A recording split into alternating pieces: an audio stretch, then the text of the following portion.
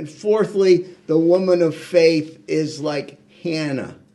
She perseveres in prayer. She perseveres in prayer. Hannah's story comes to us in the book of 1 Samuel chapter 1. And in 1 Samuel chapter 1, we're introduced to Hannah's family, to her husband Elkanah. And she is the wife of a loving husband, Elkanah. But she also is in the home where she has a rival.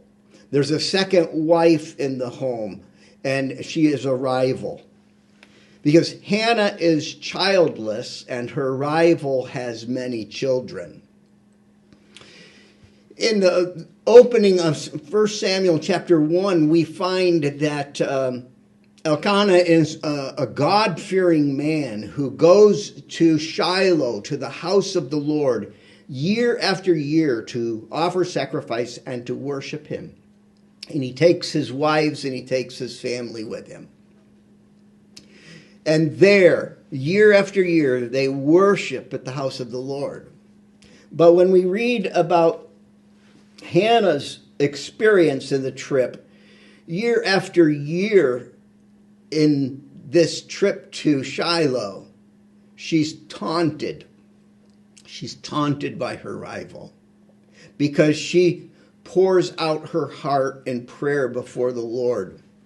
She weeps and she prays year after year. So listen to what God's word says about this. 1 Samuel chapter 1, verse 10. In her deep anguish, Hannah prayed to the Lord, weeping bitterly. And she made a vow, saying, Lord Almighty, if you will only look on your servant's misery and remember me and not forget your servant, but give her a son, then I will give him to the Lord for all the days of his life. And she kept on praying to the Lord, verse 12. And Eli, the priest, observed her mouth. Her lips were moving, but there was no sound because she was praying from the heart. And the priest thought she was drunk. And he said to her, hey, how long are you going to stay drunk? Put your wine away. Don't you know this is the house of the Lord? And Hannah replies, I'm a woman who's deeply troubled. I've not been drinking wine or beer. I was pouring out my soul to the Lord. Do not take your servant for a wicked woman.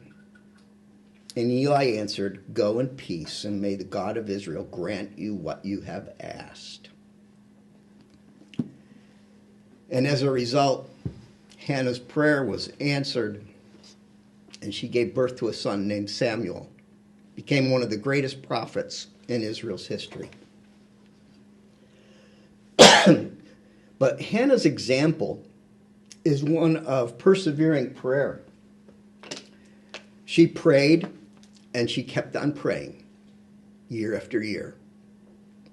She knocked, and she kept on knocking year after year. She asked, and she kept on asking year after year.